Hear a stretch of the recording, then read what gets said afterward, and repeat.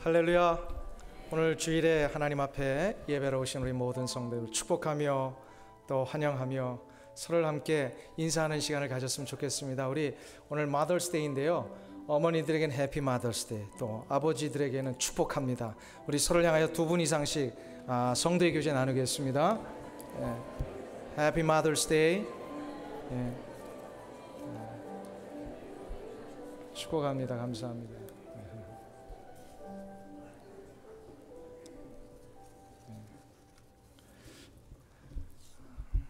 예수님께서 안식일에 회당에서 손 마른 자의 이 손을 고치신 후에 곧바로 회당을 떠나셨습니다.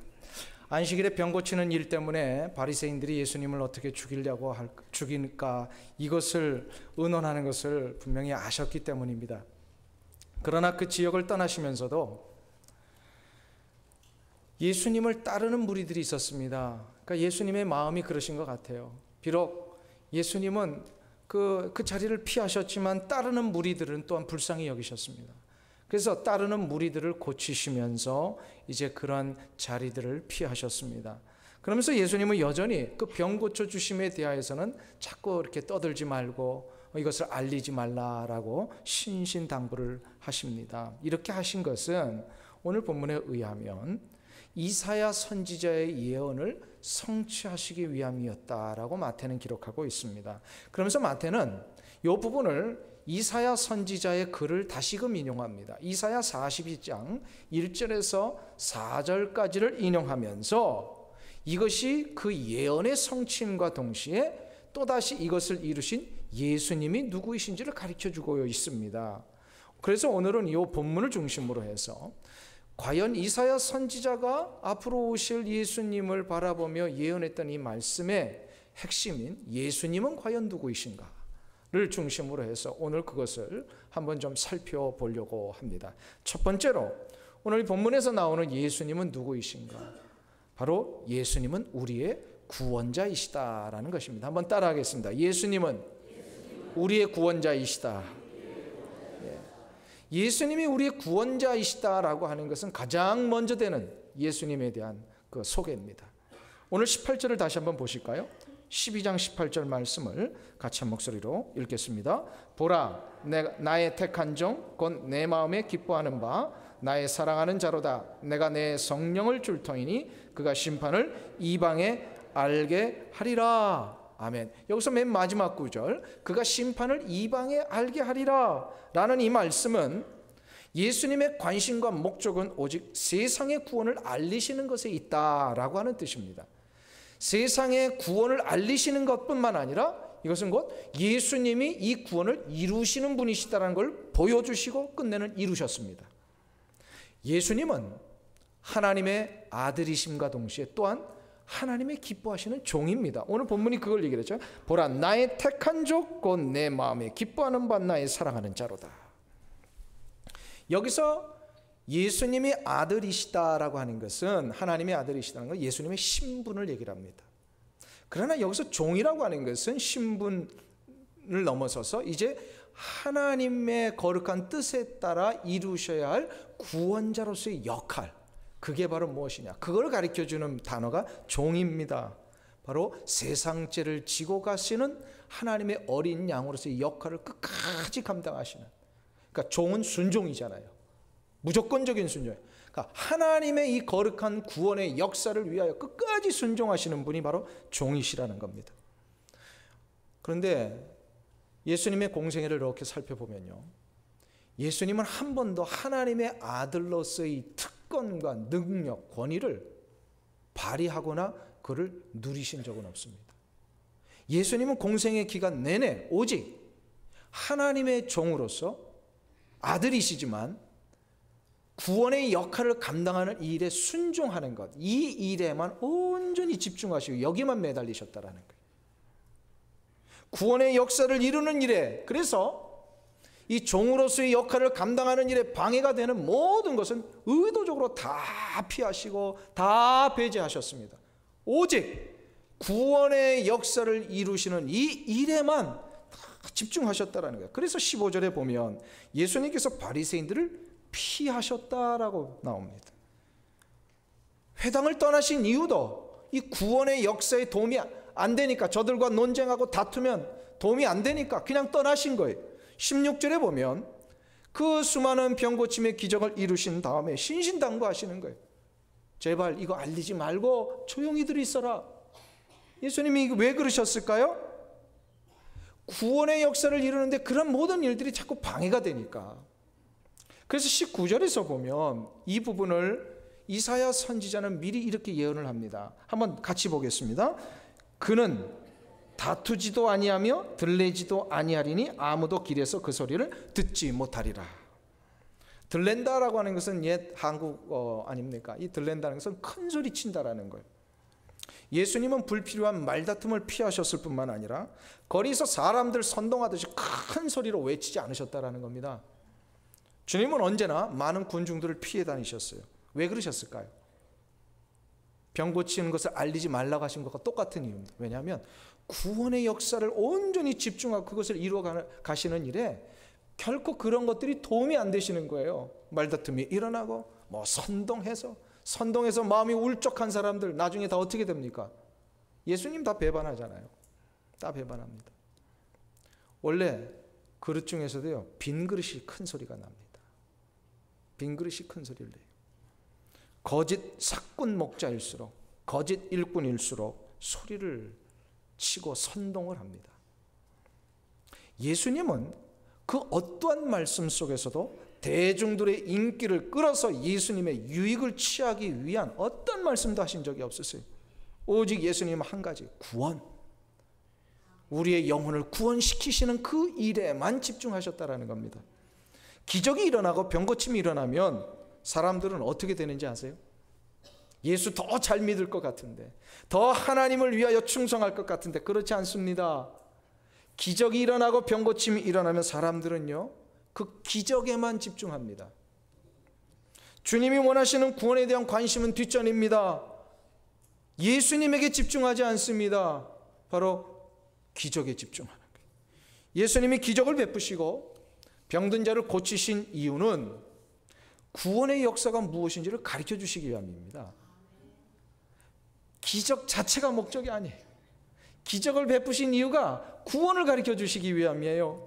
병든 자가 그 병든 몸에서 해방되듯이, 귀신 들린 자가 그 귀신으로부터 자유하듯이, 예수 그리스도께서 주신 이 구원을 얻는 자마다 인생의 질고와 영혼의 감옥에서부터 자유와 해방을 맛보게 된다는 거예요. 이거 가르쳐 주시기 위하여 시청각 교재를 사용하신 건데 사람들은 시청각 교재만 붙들고 있는 거예요.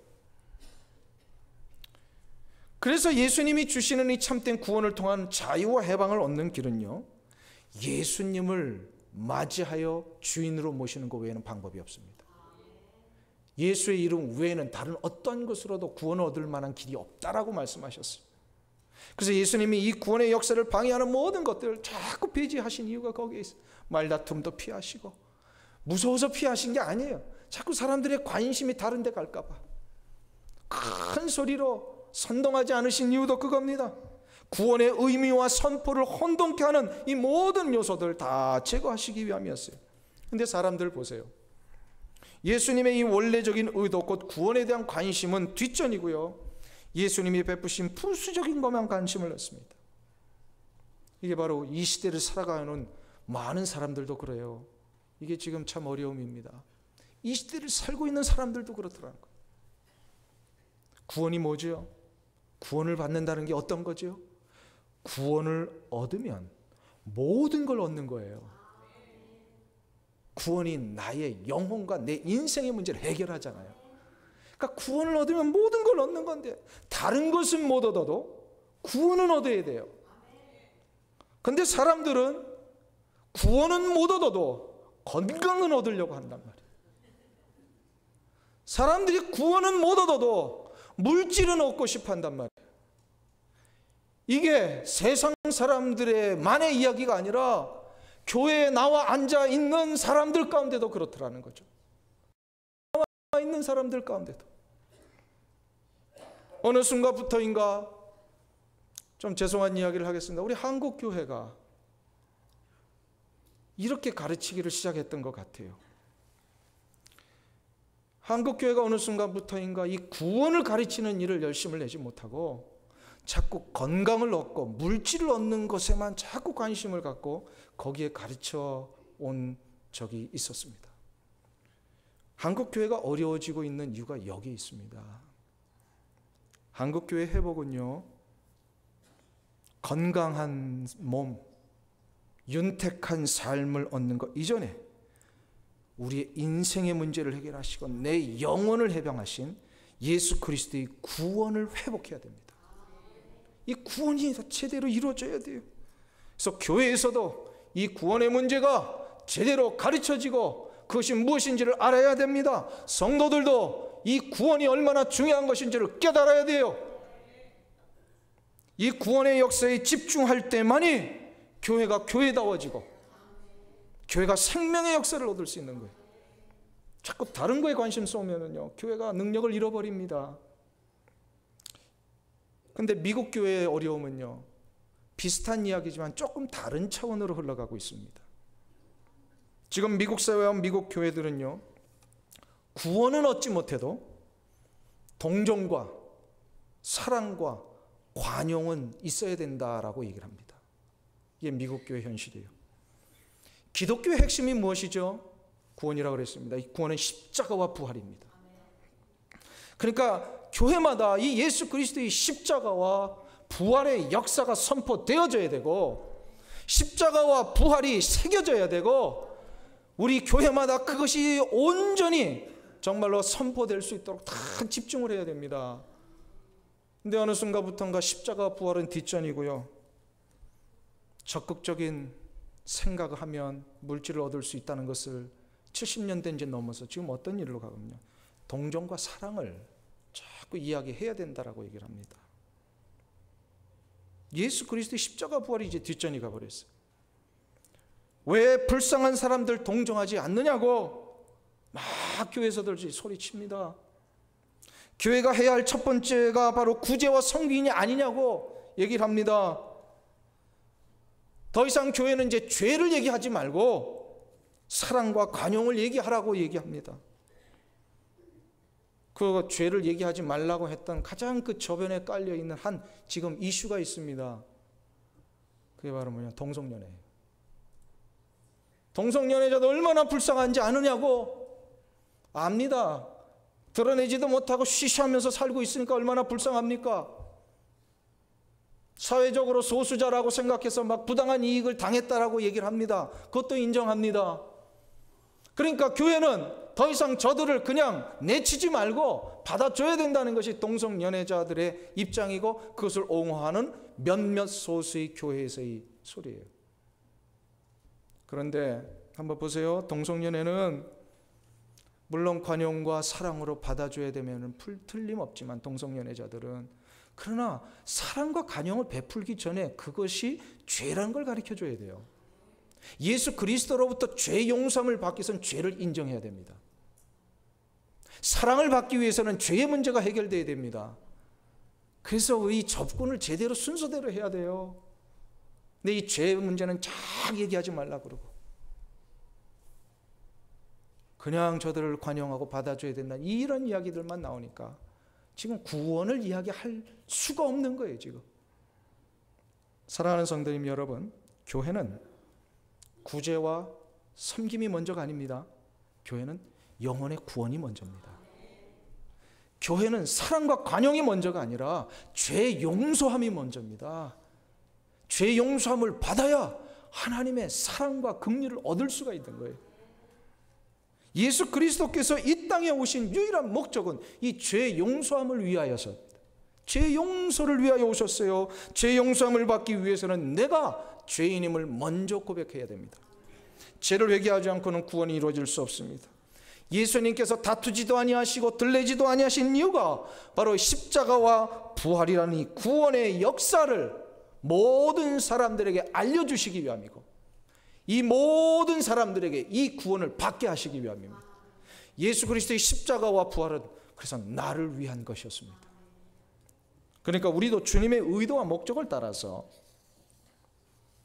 예수 그리스도의 이 구원의 역사를 선포하며 나가야 됩니다. 이게 바로 우리가 제일 먼저 해야 될 거예요. 이러기 위해서는요, 예수님이 누구신지를 분명히 알아야 합니다. 예수님은 구원자이십니다. 두 번째로 예수님은 누구이신가? 예수님은 우리의 치료자이십니다. 한번 따라하겠습니다. 예수님은 우리의 치료자이시다. 예수님은 우리의 치료자. 그것을 오늘 이사야 선지자는 20절에서 마태 사도를 통하여 이렇게 선포하고 있습니다. 우리 20절 말씀을 다시 한번 보겠습니다. 상한 갈대를 꺾지 아니하며 꺼져가는 심지를 끄지 아니하기를 심판하여 이길 때까지 하리니. 자, 보세요. 상한 갈대는 바로 우리의 심령의 상태를 말합니다.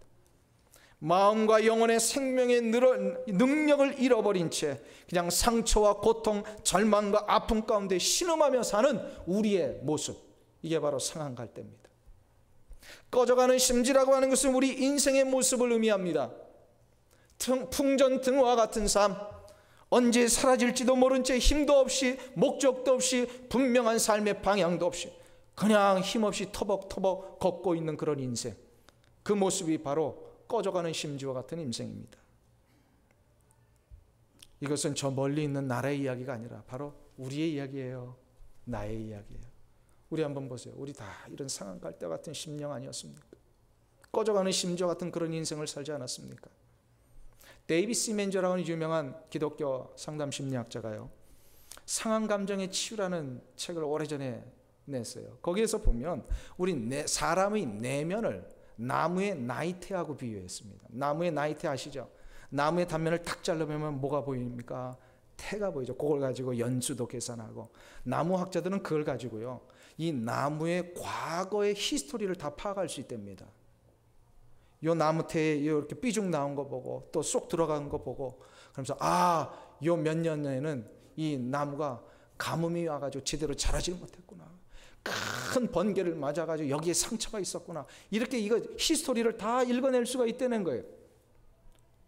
그 데이비드 시멘즈 박사가 그래서 그걸 가지고 우리 인간의 내면을 비유한 거예요. 우리 내면도 꼭 그와 같답니다. 우리의 내면의 단면을 한 번만 탁 비춰보면요, 우리의 과거의 삶이 다 나온다는 거예요.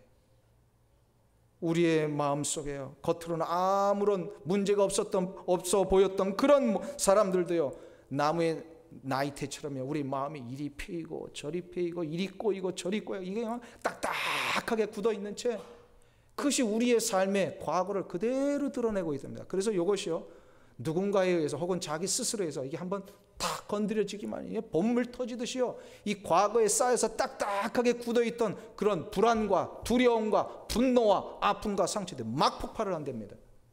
폭발하면 걷잡을 수 없는 거예요. 그래서 막 소리를 치는 사람, 아무 이유도 없이. 이 분노를 해결을 못해가지고, 그리고 열등감에 막 사로잡혀 있던 사람들은요, 막 다른 사람 공격하기를 시작을 하고, 이거를 자기 스스로 해결 못해가 어떤 사람은 막 우울증으로 나타나기도 하고, 이것이 지금 데이비드 시멘즈가 말한 상한 감정의 문제라는 거예요. 이런 상태들이 지금 우리 그리스도인들 가운데 다 일어나요. 이거 가정에서 이런 마음을 가지고 그냥 결혼해버리잖아요. 그럼 가정의 그 부부가 참 어려워져요. 아이들이 태어나도요, 이 상처를 그대로 아이들에게 자꾸 물려줘 버립니다. 이런 분들이 공동체에서 들어가면요, 자꾸 불화를 일으켜요. 우리는 상한 감정들을 다 갖고 있어요. 꺼져가는 심지와 같은 인생의 문제를 가지고 있어요. 근데 한번 생각해 보세요. 저를 포함해서 여러분들 공감하시잖아요. 이런 문제들이 있었을 때에. 근데 이 문제를 여러분들 해결하실 수 있었습니까? 어떠세요? 이 문제를 아무리 해결하고 싶어도 해결이 안 되는 거예요. 왜요? 우리에겐 그 능력이 없습니다. 우리에겐 그 능력이 없어요. 그래서 이 문제는 우리 스스로 해결할 수 있는 문제가 아니라는 거예요. 상한 감정에 치유해서. 그 문제는요, 바로 나의 아픔의 단면을 환하게 보시고 그것을 완전하게 해결하실 수 있는 분에게로 가져가야 된다는 거예요. 그분이 바로 누구시라고요? 나를 만드신 예수 그리스도. 왜요? 왜 예수님이 그걸 해결하실 수 있는 유일한 분일까요?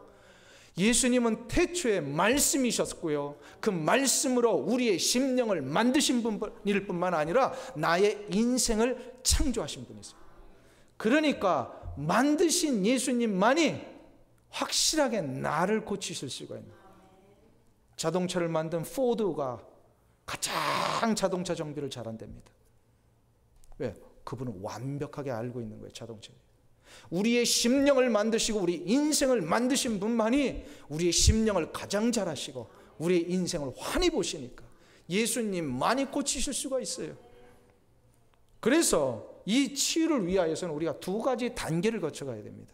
우리의 상한 감정, 열등감, 아픔의 문제, 이 문제를 해결하기 위해서는 첫 번째로 어떤 단계를 가져야 되냐면 우리 인생, 우리의 심령과 우리 인생을요 예수 그리스도의 생명의 빛 앞에 비춰봐야 됩니다. 생명의 빛 앞에 비춰보기 위해서는요 인격적으로 예수님을 만나야 됩니다. 예수님을 대면해야 됩니다. 예수님을 대면하는 순간 어떤 일이 일어나면 그 생명의 빛이 나에게 비춰져서요 내가 누구인지를 알게 됩니다. 나이테를 봐야 되는 거예요. 내 인생의 심령의 이 단면을 비춰볼 수 있어야 됩니다. 그게 바로 예수 그리스도를 만나야 돼요. 심령 속에 예수님의 생명의 빛이 비춰져야 됩니다. 이렇게 되고 나서는요 두 번째로는 어떻게 돼요? 일단은 비춰보니까 알잖아요. 내가 누구인지를 알게 되잖아요. 그러니까 두 번째로는 어떤 단계로 가야 되냐면 이제는 적극적으로 이 문제를 요청하는 겁니다. 고쳐달라고 하나님 앞에 맡기는 겁니다. 마치 지난 시간에 살펴본 것처럼 손 마른 자가 자신의 손 마른 것을 예수님에게 내어드리듯이 맡겨야 되는 거예요. 이때에 예수님은 생명의 빛을 비춰주실 뿐만 아니라 그 생명의 빛이 치료의 광선이 되게 하십니다. 그래서 말라기서에 보면은 이런 얘기가 있죠. 하나님께서 그 치료의 광선을 비추사 그의 영혼을 고치시면 어떻게 돼요? 외양간에서 뛰쳐나온 그 송아지와 같이 걷고 뛰는 역사가 있게 된다. 우리의 심령 속에 예수님의 그 생명의 빛이 치료의 광선이 돼서 우리의 구석구석을 만져주시는 순간부터 우리는 다시금 회복이 됩니다. 그렇게 되면요 우리는 더 이상 상한 갈대가 아니라 다시금 온전한 갈대, 상록수와 같이 쫙쫙 뻗어 올라가는 생명체가 된다는 거예요. 이것을 호세아 선지자는요 호세아서 6장에서 이렇게 우리에게 약속을 하고 있습니다. 호세아서 6장 1절과 2절을 한번 보겠습니다. 호세아서 6장 1절과 2절 1261페이지에 있습니다.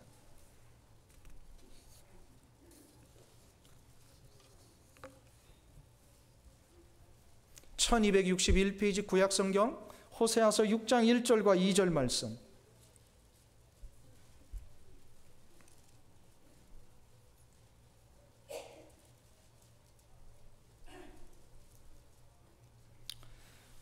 우리 다 같이 두 절을 합독하겠습니다. 오라 우리가 여호와께로 돌아가자. 여호와께서 우리를 찢으셨으나 도로 낫게 하실 것이요 우리를 치셨으나 싸매어 주실 것임이라.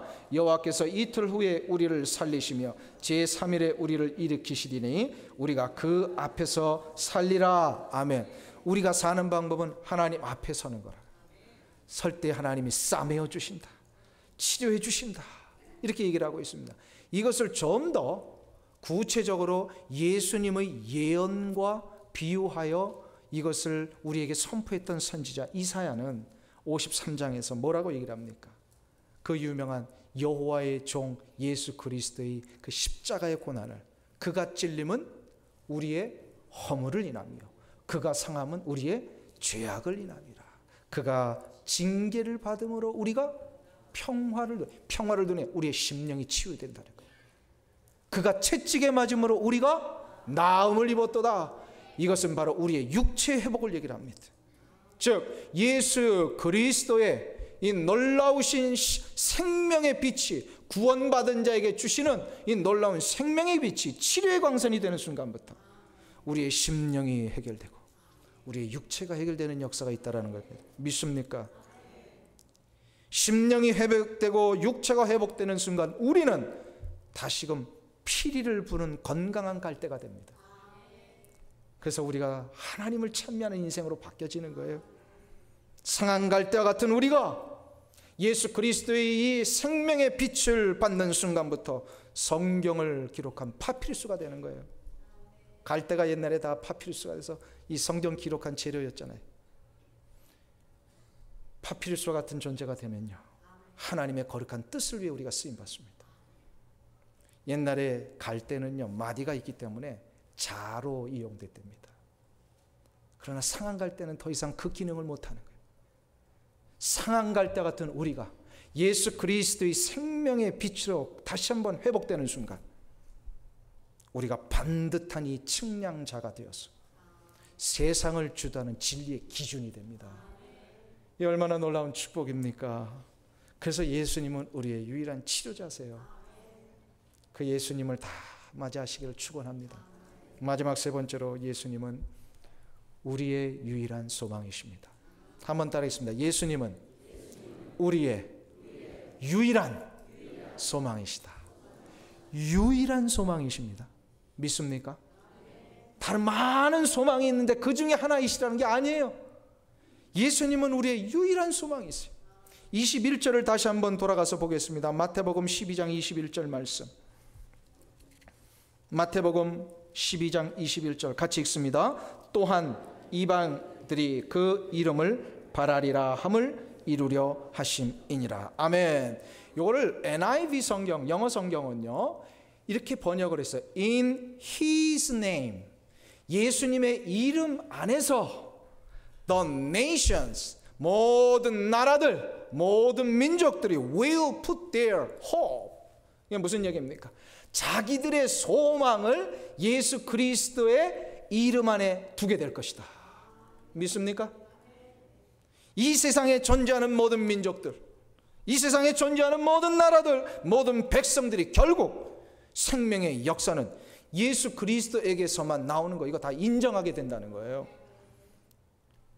예수님만이 유일한 소망이라는 거. 그동안 한번 보세요. 수많은 민족들, 수많은 백성들, 수많은 국가들이요, 그 수많은 역사의 시간 동안 자신들의 소망일 것처럼 붙들며 살아왔던 것들, 근데 그게 소망이 아니라고 하는 것을 다 나중에 알지 않습니까? 사람들은요, 소망인 줄 알고 붙들었던 그 모든 것이 다 소망이 아니라는 것을 나중에 다 깨닫습니다. 19세기가 시작될 무렵에 수많은 사람들의 생각과 사상과 문화를 휩쓸고 갔던 한 사조가 있습니다. 합리주의 사고입니다. 합리주의 사고, 이 참 겉으로 보면 좋은 것처럼 보입니다. 그래서 사람들은 이 합리주의 사고를 붙들면서 이 세상 더 좋은 세상 될 것으로 기대했고요, 인간을 더 행복하게 할 줄로 생각했습니다. 그런데 한번 보세요. 합리주의 세계가 19세기부터 20세기까지 막 편만했었습니다. 근데 그렇게 해서 얻게 된 결과가 뭡니까?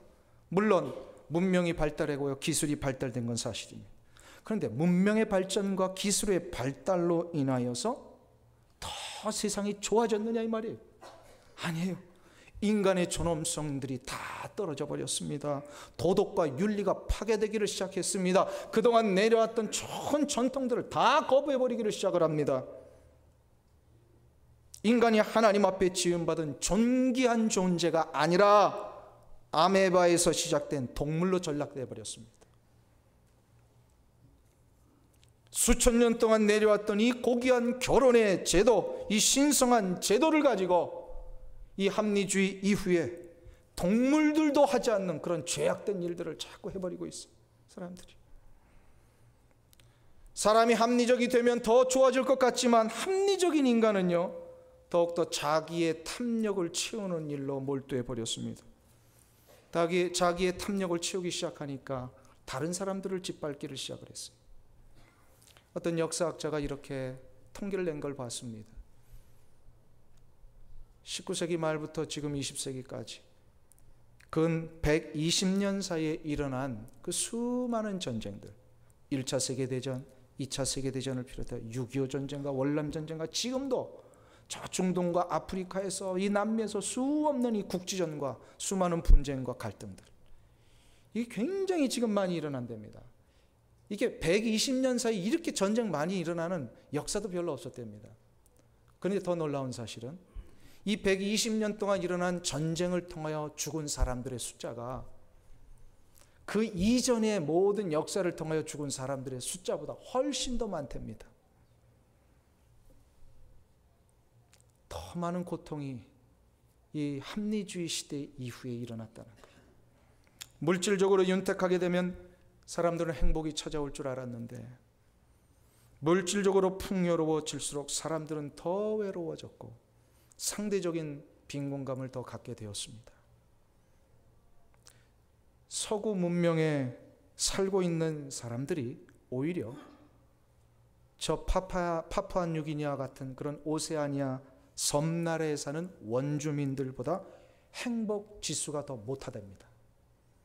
그러니까 우리 미국 살고 있는 사람들보다도요, 파푸아뉴기니아의 원주민이 더 행복한 거예요, 지금. 이거 무엇을 이야기하는 걸까요? 이 통계는 무엇을 뜻하는 것일까요? 행복이 합리적인 생각이나 물질적인 풍요 혹은 문명의 발달에 있지 않다는 겁니다. 그러면 우리는 참된 행복을 어디서 찾을 수 있습니까?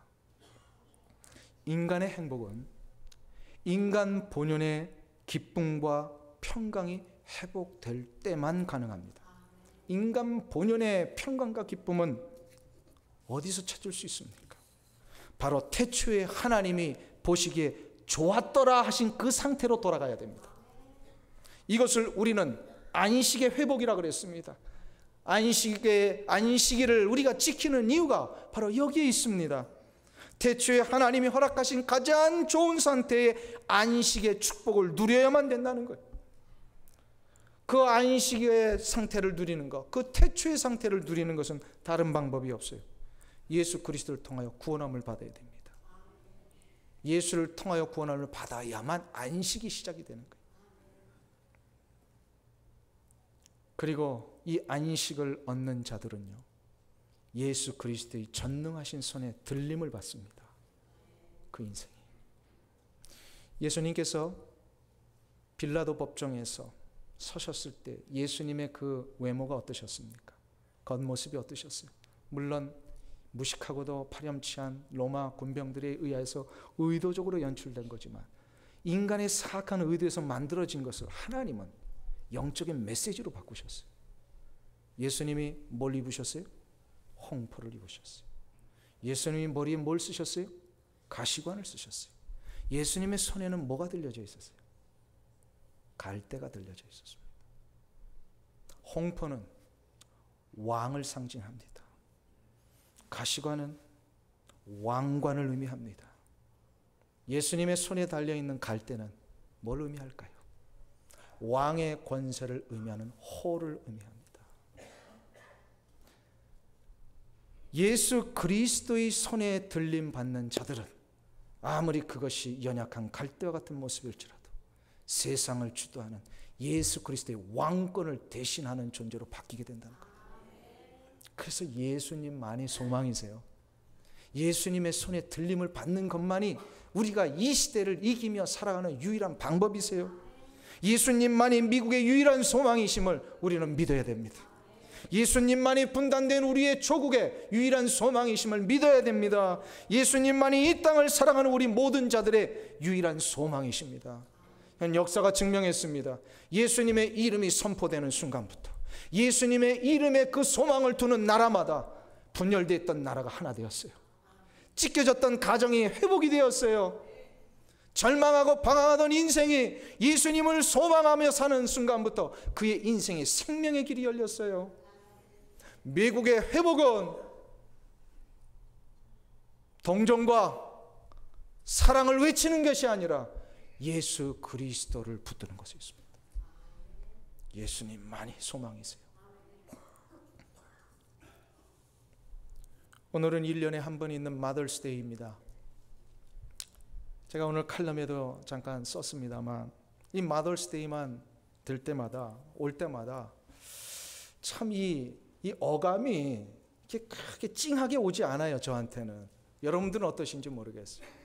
오히려 그 옛날 한국에 있었을 때 어린 시절에 가졌던 그때는 어머니 날이라 그랬어요. 어머니 날 하면 가슴이 찡해 옵니다. 그렇게 왜 감흥이 다른 것일까? 한 주간 동안 좀 생각을 해보았어요. 이거는 아직도 내가 영어에 익숙해지지 않아서일까? 라는 생각도 좀 해봤는데 꼭 그런 것만은 아닌 것 같아요.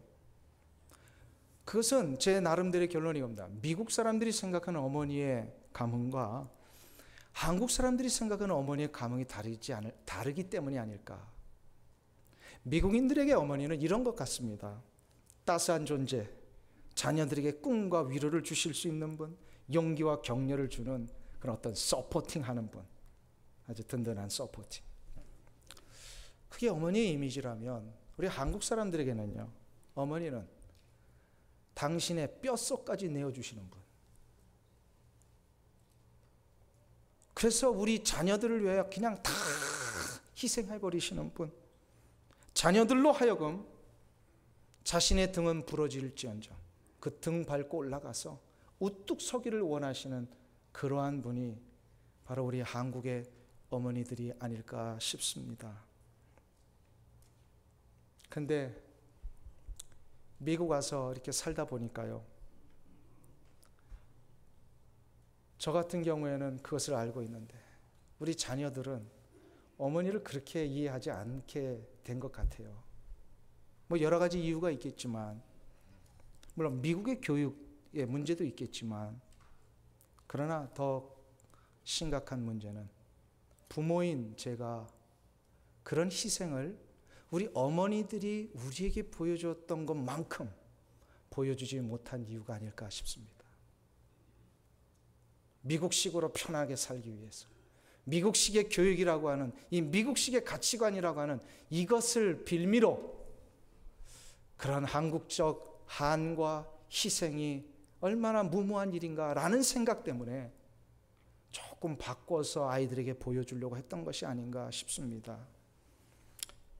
이것이 실은 이민자로 살아가는 우리 모두의 한계이며 아픔이 아닐까 싶어요. 그런데 한 가지 감사한 제목이 떠올랐습니다. 그것은 바로 자녀들에게 더 이상 그런 한국의 어머니와 같은 희생, 이 다 내어줌의 모습은 보여주지 못할지라도 우리 대신에 그 완전한 희생과 내어줌을 보여주신 예수님을 우리가 만났다라는 사실입니다.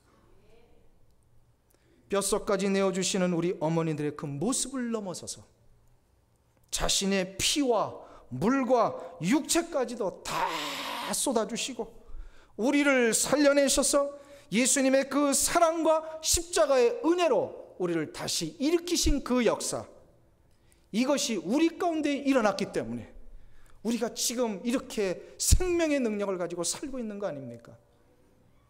이것을 또다시 우리의 자녀들이 체험할 수 있게 되었다는 사실, 이것이 다행이며 감격이며 감사의 제목입니다. 비록 우리는 못 보여주어도 그 완전한 희생과 섬김과 내어줌을 보여주신 예수님 때문에, 그래서 우리의 아이들은 분명히 인생을 힘있게 능력있게 살아갈 것입니다. 그 체험을 주신 하나님 얼마나 감사해요. 그리고 다 모든 걸 우리가 누려봤어도 결론은 하나입니다. 예수님만이 소망이시구나. 예수님만이 소망이시구나. 이 예수님이 우리의 소망 되심을 감사할 수 있는 이날, 이 어버이날에 부모님들의 그 신앙을 우리가 이어받아 우리의 자녀들에게 이 신앙을 물려줄 수 있는 아름답고 복된 믿음의 가문들 일으키시기를 간절히 주님의 이름으로 축원합니다.